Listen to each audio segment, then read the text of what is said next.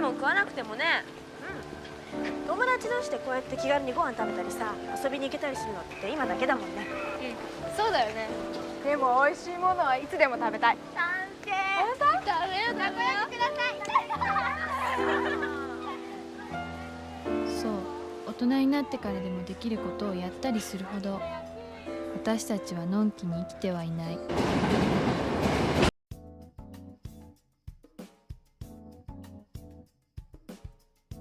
Love and Pop, directed by Hideaki Anno, offers a provocative exploration of the societal pressures faced by high schoolers in Japan.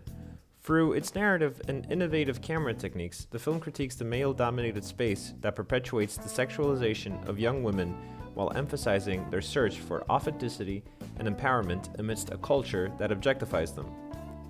Love and Pop explores how society pressures high school girls to conform to sexualized expectations, affecting their sense of identity and agency. Director Hideaki Anno employs a variety of camera techniques to emphasize the surveillance aspect of the characters' lives, underscoring the theme of societal pressure. This theme is demonstrated in the film through the use of an almost surveillance style of camera techniques. The camera's voyeuristic perspective indicates that the characters are being watched, reinforcing a male-dominated gaze in their lives. These aspects support the argument that society puts pressure on young girls to conform to sexualized expectations by emphasizing their vulnerability to scrutiny and surveillance. One notable technique Anno utilizes is shaky handheld shots, which create a sense of unease and instability. These shots often follow the characters closely, almost as if the camera itself is stalking them. For instance, in the scene where Hiromi and her friends encounter the man with the muskets, the extended takes capture the escalating tension and power dynamics between the characters, drawing viewers into the moment and emphasizing the pressure that the girls are faced with. Furthermore, Anno utilizes unusual angles to disrupt traditional perspectives and challenge the viewer's perception of the characters. Low-angle shots, for example, can make the characters appear larger and more imposing, while high-angle shots can diminish their stature and convey a sense of vulnerability. These unconventional angles serve to destabilize the power dynamics within the film and emphasize the characters' struggles against societal norms. Through its narrative, Love and Pop critiques the male-dominated space, perpetuating the sexualization of high school girls, highlighting power dynamics and challenges in asserting autonomy. One scene that poignantly critiques this space is the video store sequence. This scene is crucial for understanding the themes of the film and the experiences of the characters, particularly Hiromi, and the first man she encounters completely alone.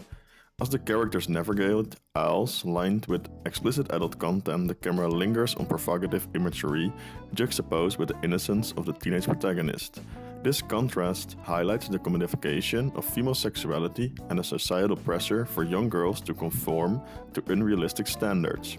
The video store scene serves as a microcosm of the larger male-dominated space depicted in the film, where girls are objectified and their agency diminished, reinforcing the argument critiquing the perpetuation of sexualization. This scene is crucial for understanding the themes of the film and the experiences of the characters, particularly Hiromi and the man she meets at the store. Power dynamics. The scene illustrates power dynamics between Hiromi and the man. Despite Hiromi's young age, she exerts a certain level of control over the situation due to her role as a paid companion. However, the man's age and social status also give him a degree of power, which is evident in his demeanor and interactions with Hiromi. Social commentary. Through the interactions between Hiromi and the man, the film offers commentary on societal issues such as loneliness, alienation, and the commodification of human relationships. The man's frequent visits to the video store and his interactions with Hiromi suggest a lack of meaningful connections in his life, leading him to seek solace in paid companionship. Character development. The scene contributes to the development of both Hiromi and the man as characters. It shed light on Hiromi's experiences as a young woman navigating the complexities of adolescence and adulthood. Meanwhile, the man's presence in the video store hints at his own struggles and desires, adding depth to his character. The film emphasizes the characters' search for authenticity amidst a culture that objectifies them, portraying struggles to navigate desires and identities in a society valuing sexual appeal. The confrontation with Mr. Love and Pop represents a pivotal moment where Hiromi asserts her own agency in the face of male dominance. As Mr. Love and Pop exerts his control over Hiromi, the camera captures her defiance, through defiant glances and subtle gestures. Anno utilizes tight framing and shallow depth of field to isolate the characters, intensifying the sense of claustrophobia and tension. This scene serves as a commentary on power dynamics and the struggle for autonomy in a society that seeks to diminish female subjectivity.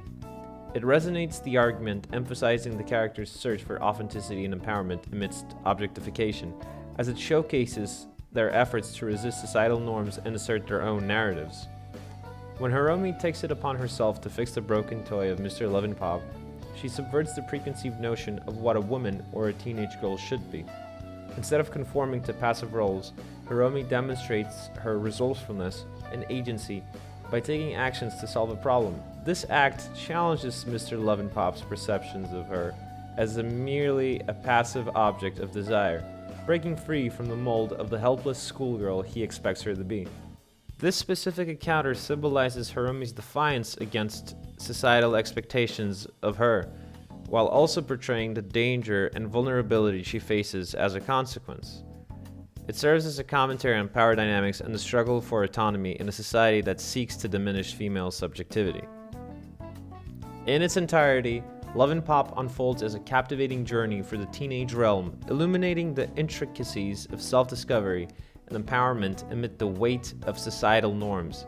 Its depiction of characters maneuvering through a terrain of objectification provides valuable glimpses into the complexities of adolescent existence in Japan, leaving viewers with a deeper understanding of the challenges faced by young women in navigating their paths to autonomy.